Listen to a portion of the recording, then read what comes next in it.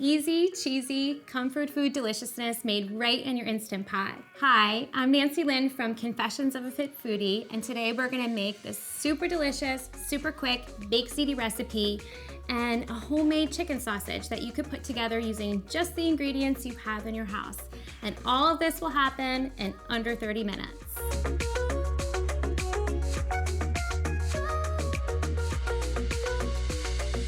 I hear from my readers all the time that it's really hard to find a low sodium, clean chicken sausage in the store. So before making my baked ziti recipe today, I'm gonna show you how to put together a spicy Italian sausage using just ground chicken or turkey. This way you don't have to worry if you can't find one in your grocery store. So the first thing we're gonna do is for about 1 pound to 1.25 pounds of ground chicken or turkey, we're gonna add some olive oil and maple syrup.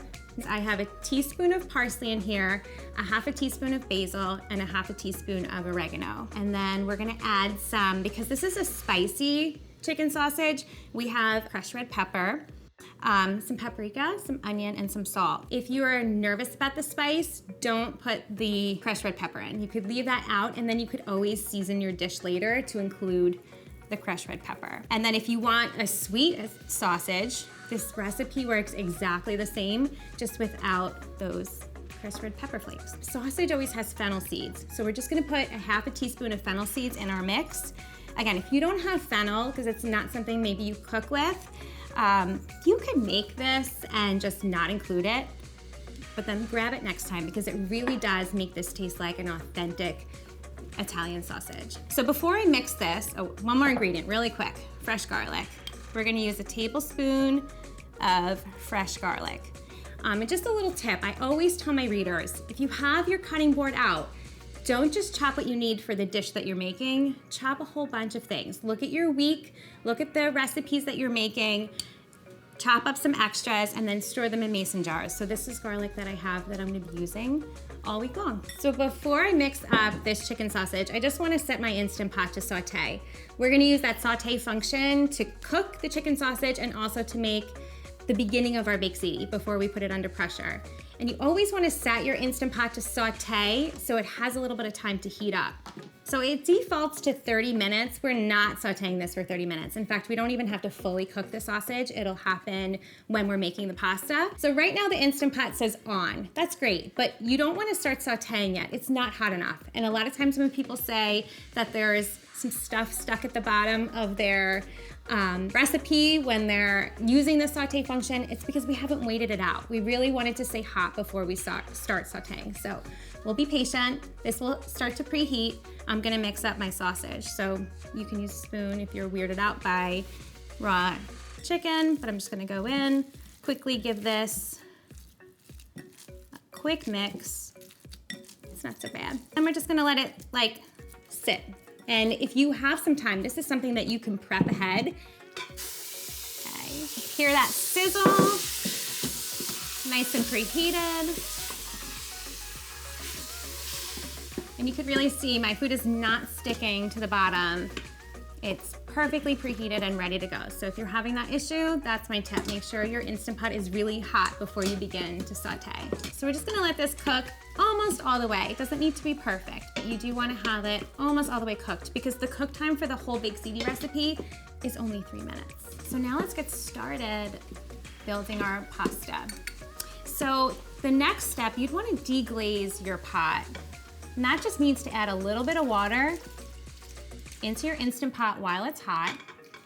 And that just makes sure that any little bits of anything that might be in here stuck to the pot won't be stuck anymore. And it also releases that flavor into the pasta dish.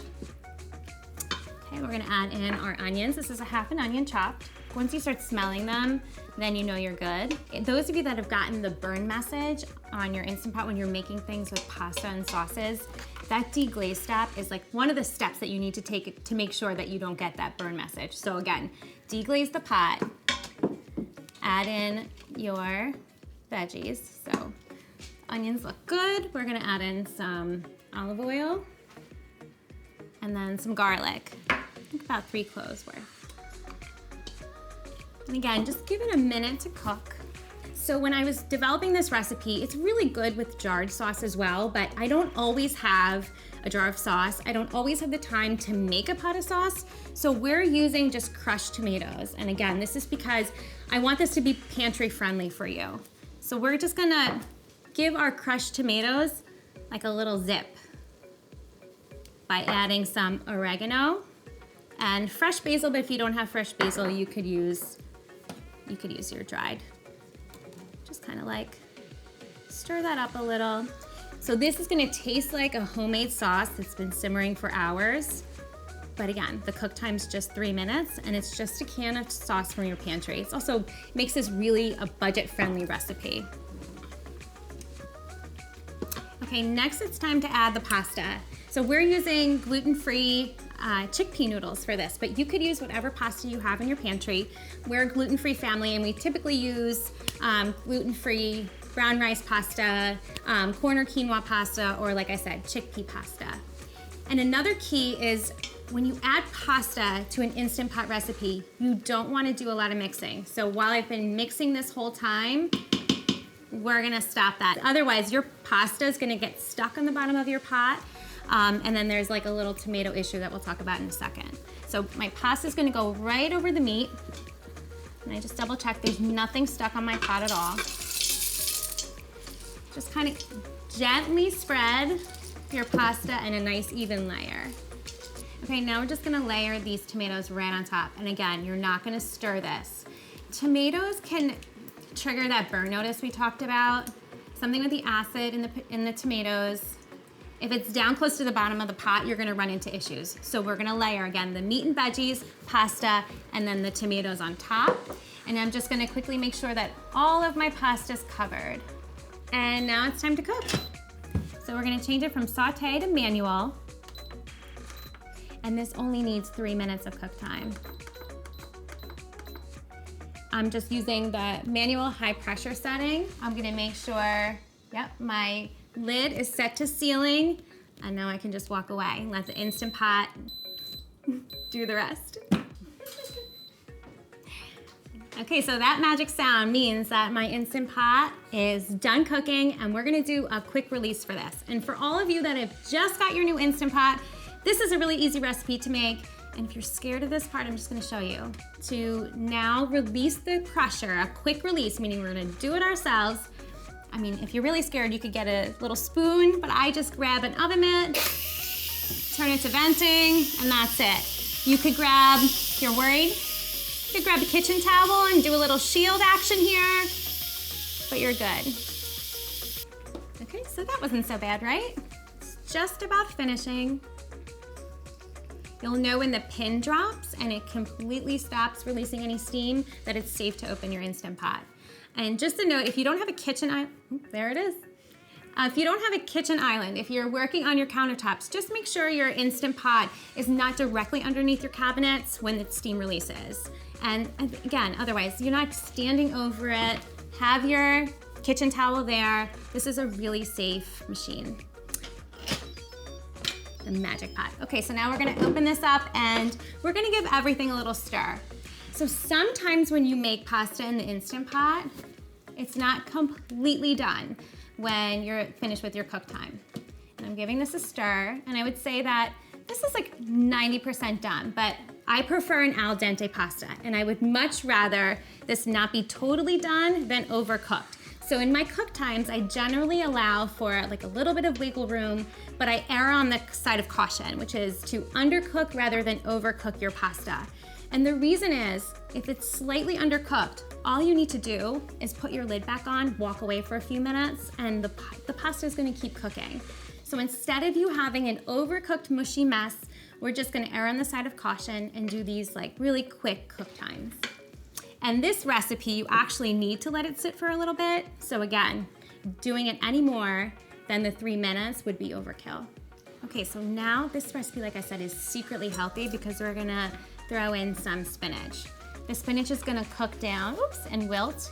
If you're super nervous about adding spinach, maybe don't add it the first time. Make the recipe without the spinach and then add it in the second time. I have 2 cups of spinach here, but you can go lighter on the spinach. Again, just kind of feel out your family, see what they're gonna tolerate. So you wanna stir so the spinach wilts. The heat from the Instant Pot will totally do that. And you can see my pot defaulted to a keep warm setting, which is what you want. If your pot somehow turned off, put that keep warm back on. You don't want your food getting cold when the cheese is supposed to get all melty. So now that my spinach is good, we're gonna add in the cottage cheese. Can't have baked ziti without it. You could sub cottage cheese if that's your thing, but we always use ricotta cheese here. Really good quality Parmesan or Pecorino Romano cheese. I buy the Lucatelli brand. I grew up buying that at little Italian delis with my grandmother. And then we're just gonna add some mozzarella cheese to the top. And we're gonna put the lid right back on. And we're just gonna let it sit. The cheese is gonna get melty and delicious, and it's gonna be ready to go. All right, let's check this out. Oh my gosh, cheese, perfect. So good, melty, ooey gooey, cheesy comfort food right here. And again, in 3 minutes of cook time and a little extra at the end.